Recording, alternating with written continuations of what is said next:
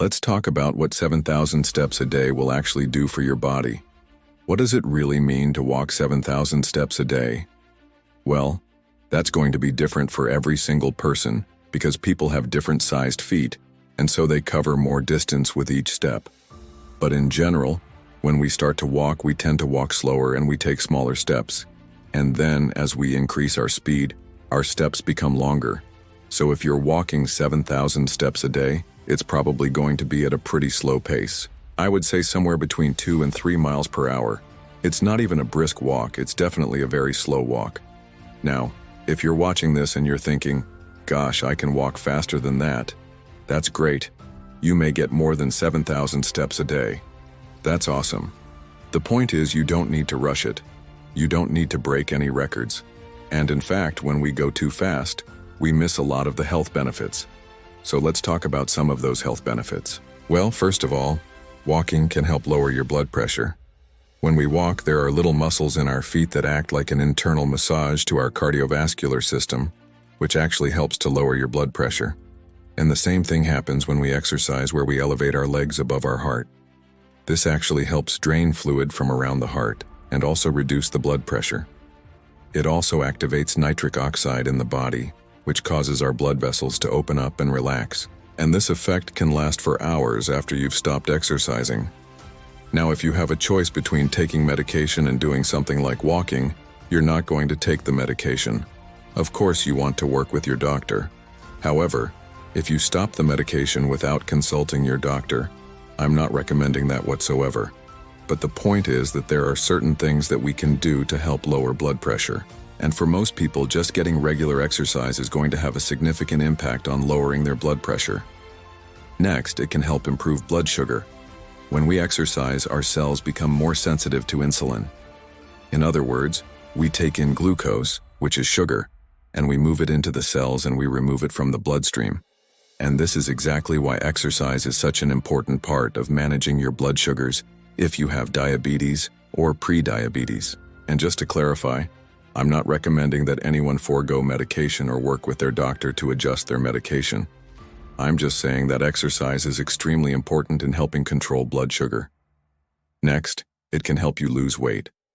Now, if you're walking 7,000 steps a day, you're probably not going to notice much weight loss unless you couple it with something else. For example, reducing your carbohydrate intake or doing intermittent fasting. But in general, if you're trying to lose weight, walking can definitely help. Next, it can improve sleep. If you have trouble sleeping, you might want to try walking for 20 minutes a few hours before bedtime. This can actually help you get a better night's sleep. Walking can help clear your mind of all the random thoughts that might be keeping you awake. Also, exposure to daylight can help regulate your biological clock, making it easier to fall asleep at night. It can also help decrease the amount of stress that you experience. As we walk, we breathe deeply, which helps lower stress hormones like cortisol and adrenaline.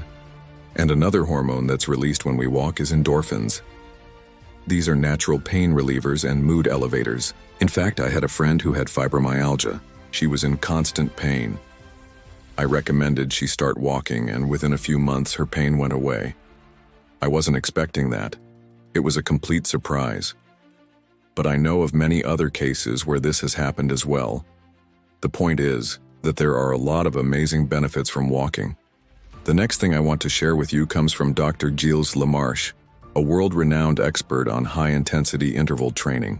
He says the following: sprinting just 20 seconds a day can give you the cardiovascular benefits of training for 2 hours. Okay, but he doesn't recommend that you just sprint one 20-second sprint and that's all you do for the week. He recommends that you do this 3 times a week. So that means 6 20-second sprints. That's only 60 seconds of actual running, okay? He says that the reason why this works is because it stimulates hypoxia training. Hypoxia is low oxygen. Our cells become more efficient at extracting oxygen from the air.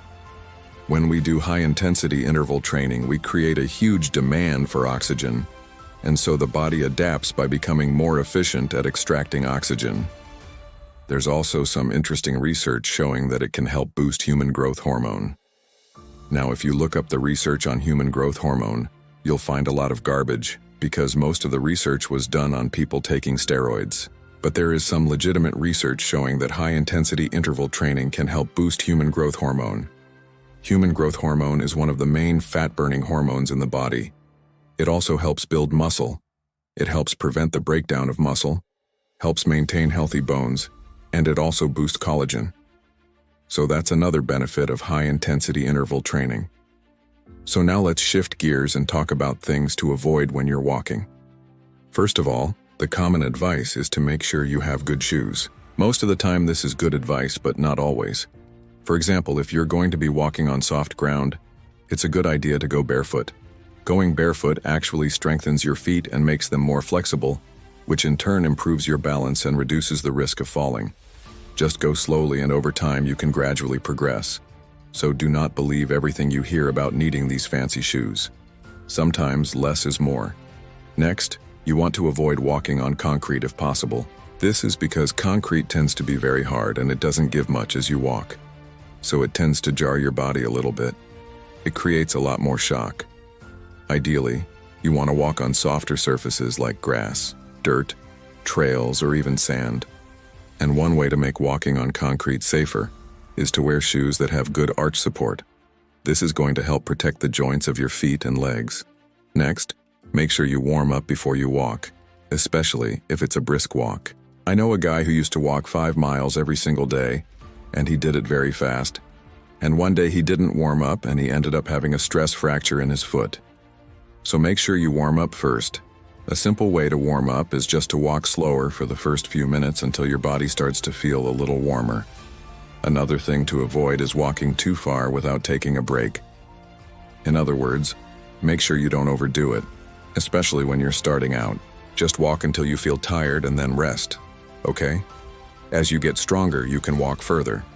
Next, make sure you cool down after you walk. Another thing you could do is just walk slower for a few minutes, and then maybe spend a little time sitting down and just relaxing. Another thing to avoid is getting too obsessed with tracking your steps. Yes, it's a good idea to track your steps for a while, but don't get too obsessive over it. Just realize that it's a tool and the tool isn't perfect, and at some point you should stop tracking and just start walking without any expectations. Enjoy the walk. Look around.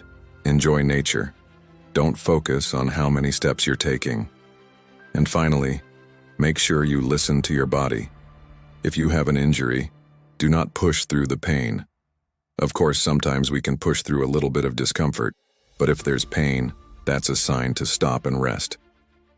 Subscribe now and don't miss any new content.